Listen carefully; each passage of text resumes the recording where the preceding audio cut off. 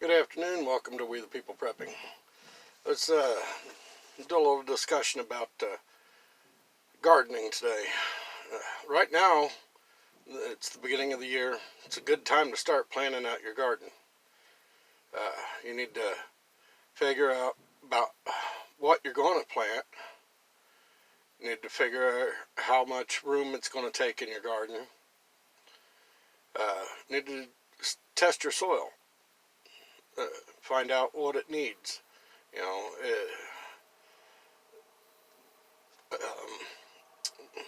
get the right type of fertilizer for the plants, for the soil that you're needing to bring it up to check the pH level and all that. You can buy these little testers, the soil testers off of Amazon.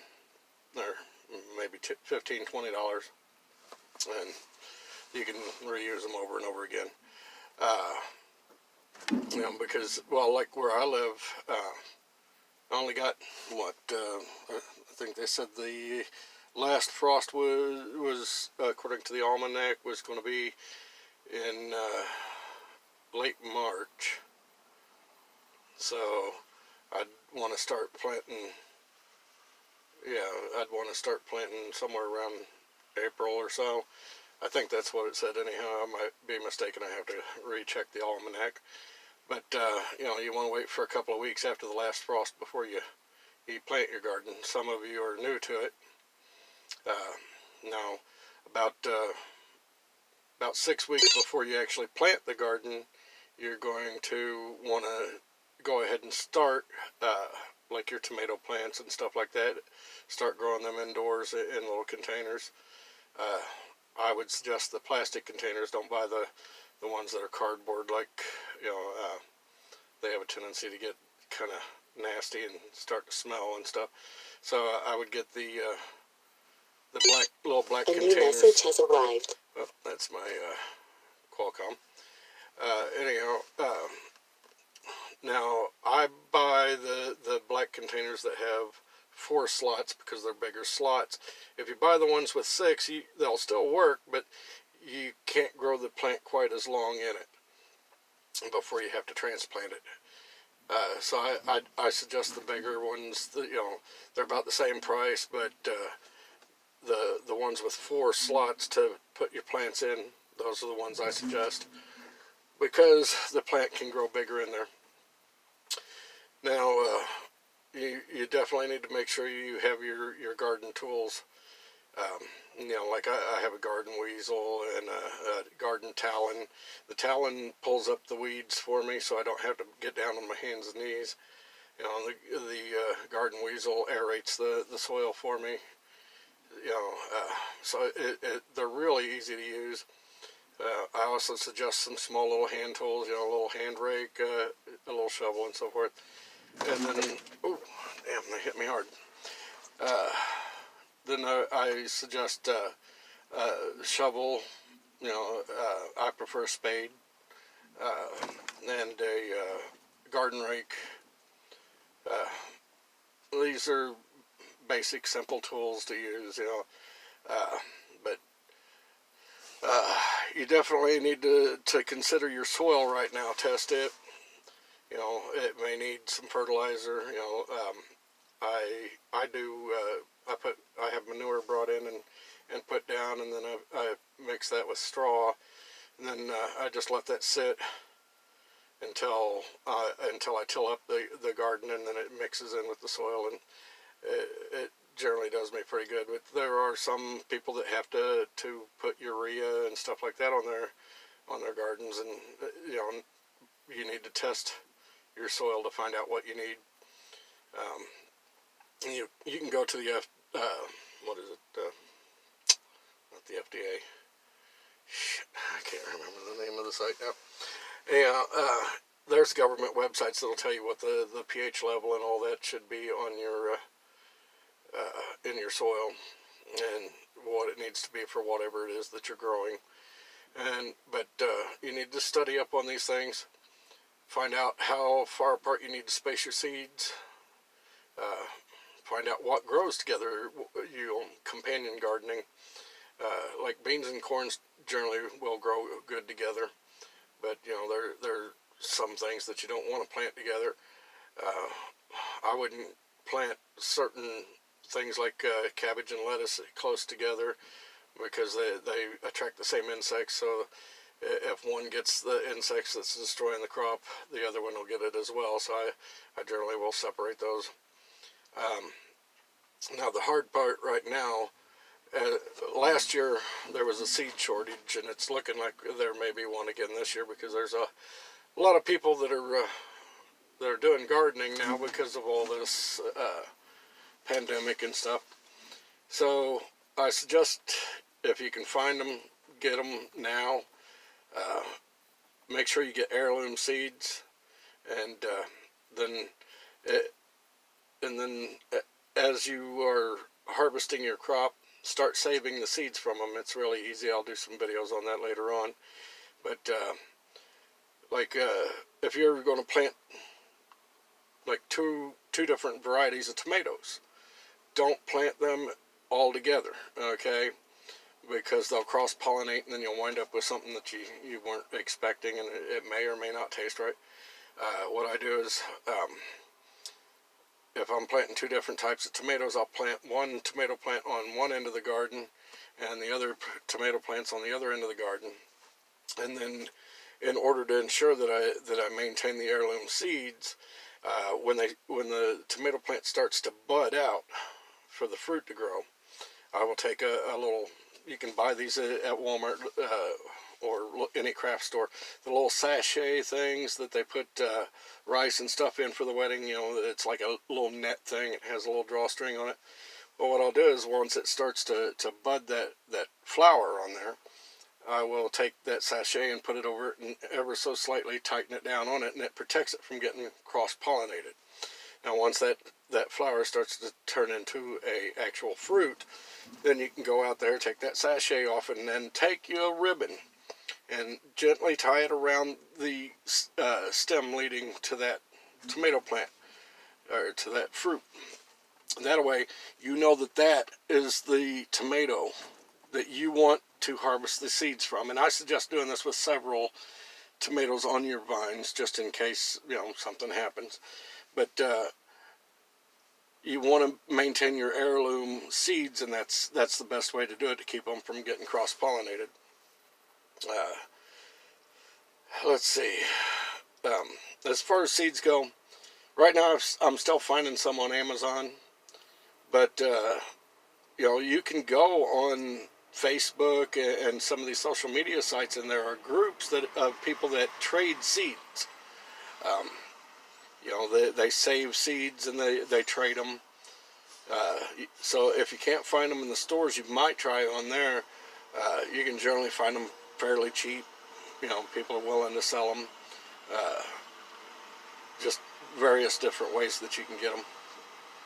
But start planning this all out now, because believe it or not, the time flies by pretty quick, and you want to have everything ready to go so that you can till up your garden and plant your seeds and your little plantlings, But check out also what grows good in your area, because I've seen people try to grow stuff that doesn't grow well in their area, and then it fails, and then they can't figure out why it failed. Well, the soil may not be right in your area to grow certain vegetables. So I highly suggest you go and see about doing that. And find out what'll grow good in your area, and it's soil and conservation. You can get this kind of information from, but you can also get it out of the almanac. A lot of times it has that kind of information in there as well. Little things too, when if you're like me, you have a lot of wildlife around that will destroy your crops. I mean, last year, I wasn't around that much last year to tend to my garden, so the rabbits wound up eating all of my tomato plants. Yeah, they ravaged them. I mean, they decimated that. So what I normally do is I have a couple of fake owls. They look real, but they're fake. then I'll put them on this, like I've got one that looks like it's got a bobblehead to it, so its head swivels around like a real owl does. And I'll put it on a pedestal out there in the garden, and then I've got one that I can hang up. So I put like a shepherd's hook up. I have one that I made myself. It's about 6 foot tall. Stick it in the ground, hang that from there, and it looks like an owl flying. And that'll generally scare off most of your rabbits. As far as birds go, what I do a lot of times is just put some stakes out and tie some aluminum pie pans to them, and it has a tendency to drive the birds away. But I also have some rubber snakes that I will, they're realistic looking. I'll wrap them around posts and stuff like that out in my garden to help to ward off any, pesky little critters that get in my garden. You can build a trellis for beans and stuff if you're going to grow like green beans and stuff like that. You can build one. All you need is some chicken wire and some PVC pipe. Put the PVC pipe in the ground, stretch the chicken wire out along it, and then secure it to the PVC pipe. You got people that are going to spend a lot of money, or you can build you a frame. If you've got some scrap wood, 1x6s, 1x2 or 2x4s, whatever, build you a frame, secure it down, put your chicken wire across there, and let the beans and stuff grow up through it. There's all sorts of inventive ways that you can do that. But if you're going to do a garden, you need to start thinking about it before it's planting season. Otherwise, by the time you get everything figured out, it'll be too late to even plant. Or you'll get such low yields of crops that it really wasn't worth your time. But you learn from trial and error. If this is your first garden, don't be disappointed if it doesn't come up like you want it to. And read up on the plants that you are going to plant. Like where I live, beans and corn grow great. Okay, tomatoes grow amazing. But stuff like okra and squash, not quite so good. So I have to make the soil where I'm going to plant the okra and the squash and all that. I have to modify the soil in order to be able to grow that stuff. So this year my wife wants her okra. She wants her broccoli. I don't like okra and I don't like broccoli. She likes it. Hey, I'm going to plant it for her. Now we're planting some sugar beets. Just because I want to go back, because when I was younger, my grandparents pretty much raised me, and they taught me how to do certain things, and I haven't done them in a while, so I want to refresh on it. And one of the things that they taught me was how to get sugar from beets. Okay, so you could have, like in a SHI or SHTF situation, I can make my own sugar from the beets. So that I would have sugar for sweetening tea or whatever I have, or to even cook with. Plus, I like beets. I'll eat the hell out of some beets. They're good for you. They're good for your heart. But you just need to take a little time and study up on these things. You can find all the information you need online. Print it out. That way you have it in case there's an SHTF situation. That way you because a lot of people, their memory ain't going to remember everything that you need to know. But I just wanted to touch on that a little bit, because I know a lot of people are wanting to start gardens. They're wanting to learn how to can, which canning is really easy. Boy, they're hitting me hard, aren't they? You can just see me rocking all over the place here. I'm getting loaded with a load of beer to go to Ohio. I'm in Wisconsin right now. But, this year I'm planting a huge garden, about a half acre, give or take. And well, see, this year my wife will be staying home. She used to be on the truck with me all the time, so that, like last year, our garden didn't do so well because we weren't there to maintain it, you know.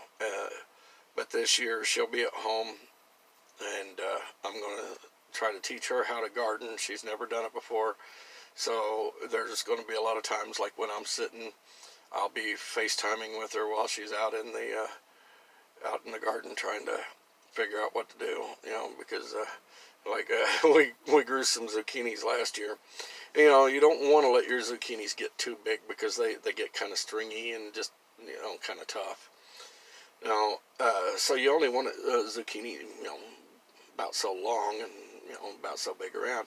Well, ours got about that big around and, huge zucchinis, and they weren't even worth my time to eat, to cook them up really, but I still, I canned them just because, hey, it's food. If it comes down to it, I'll eat it, you know.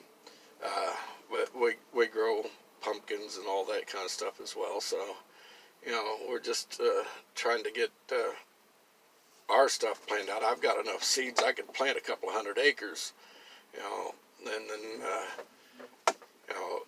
at our bug out location there, I've got seeds stored up enough to plant for years and years and years, and seeds will keep for a long time as long as you keep them properly. Like, the seeds at the bug out location are in a root cellar, so it's a nice cool place, and the ones I've got at home, I keep them in the freezer. So but there's not a lot to gardening. It is very time consuming. That's the part that most people have a problem with. Isn't the growing of the stuff, it's the going out there and weeding and watering. Like when I plant my tomato plants, for instance, you need to plant your tomato plants as deep as possible. So, like you got your tomato plant and it's budded in the little container, right? Well, you take it out, peel some of those leaves off of it. Just take some of the leaves off of it. You can bury 3/4 of that plant underground, okay? And it'll grow out huge and bush out, and I mean, it'll really produce. But see, when I plant my tomato plants, I take like a 2-inch PVC pipe, and I cut it about a foot long or so, and I will plant it about an inch or two deeper in the ground next to the tomato plant. Okay, so say I got my tomato plant buried 4 inches, just say. So I will go 5 to 6 inches with the PVC pipe. Now, the reason I do this, I fill the dirt in around it and everything. The reason I do this, I can pour water into that PVC pipe and it'll constantly filter water into the tomato plants. But, and I can put like Miracle-Gro or whatever I want into that, and then pour the water in there and it'll absorb the nutrients into the ground, help the plant grow. That way it's kind of like a self-watering, thing. So that, like if we went for a couple of days or whatever without watering, hey, they've got plenty of water, and it's a constant feed. It won't drown your plants. But, I generally plant it about 2 inches away from the plant that I planted. But these are just little things, to give you some idea on what you need to do, when you need to start. I mean, here another month or so, we're going to start the tomatoes in the house, and then we'll move them outside once the last frost has come through. If you've got a greenhouse or can build a greenhouse, hey, go ahead and start it now. You can grow them in pots out in the greenhouse. I've been meaning to build a greenhouse. I just haven't got around to it. I'm a over-the-road truck driver, so you can build a greenhouse really as long as you secure it down to the ground with, with some tie downs or something. You can make it out of PVC pipe and the sheet plastic, the thick sheet plastic like you'd put over your windows, the clear plastic. and it'll stay nice and warm in there even in the winter time. I suggest if you're going to build one though to do a dome shape, especially in the wintertime, because what'll happen is if you get snow on it in the wintertime, a lot of times that dome, the snow just slides right off the top of it. So whatever sunlight you're getting is actually heating it up in the greenhouse for you. You know, just some ideas. I'm not the best gardener in the world, but hey, I can grow food. I've had plenty of good gardens in the past. You know, like I said, if I'm home to tend to them, I can grow a hell of a garden. But if I'm not around, it's going to get overran with weeds and rabbits and stuff, so forth. Oh, a little trick with rabbits as well. Those little sachet bags I was telling you to put over the tomato plants. If you take human hair and you fill them into the sachet bags and hang them out on sticks around your garden, for some reason that helps to repel rabbits. I'm not sure why, but it does. It was a little trick that somebody had taught me one time, and I didn't have a problem with rabbits at all after that. But just find out what works for you. Find out what'll grow in your area. I don't suggest planting anything you're not going to eat. Anything you don't like. Like if you don't like zucchini, don't plant it, because you want to plant stuff that you're going to eat. Now, I plant a lot of tomatoes because I make tomato sauces and tomato paste and just all sorts of things with tomatoes. I'll stew them up, and can it all up. Make my own salsa. I mean, nothing better than homemade tomato sauce, or homemade marinara for your spaghetti. I mean, you get to control what goes into it. It's so much better than store-bought stuff. You pressure can this stuff up. Whenever you make some spaghetti, pop it open, pour it out. Hell, that stuff will stay good for 20, 30 years. You'd be surprised. I mean, my grandmother back in 1980 something, she canned up some apple butter. Well, in what was it, 2003, I opened up a jar of that. It was good. Oh my God, it was so good. It was still viable, nothing wrong with it, I mean, it was amazing, and it was full of flavor. Homemade apple butter, and how we still got some jellies that we're eating on from that she canned up back in the 80s, and they're still good. She taught me a lot, and I miss her bad. But these are little things that used to be passed down from one family member to another. But over the years, people have gotten so used to buying stuff at the stores that they just got away from the art of doing these kinds of things like gardening and canning and stuff like that. But these are essential skills that you're going to need in an SHTF. Because if you're broke and have no money, you can't get food at a store. If you are, if the society collapses and there won't be anything at the stores, you're going to have to know how to grow your own food, hunt your own food, can your own food. You're going to need to learn to raise some livestock as well. So I made a video before about the easiest animals to raise for an SHTF situation. Rabbits. With rabbits, you got to watch out for what was it called? Fat starvation. Chickens are easy to raise. Quail are easy to raise.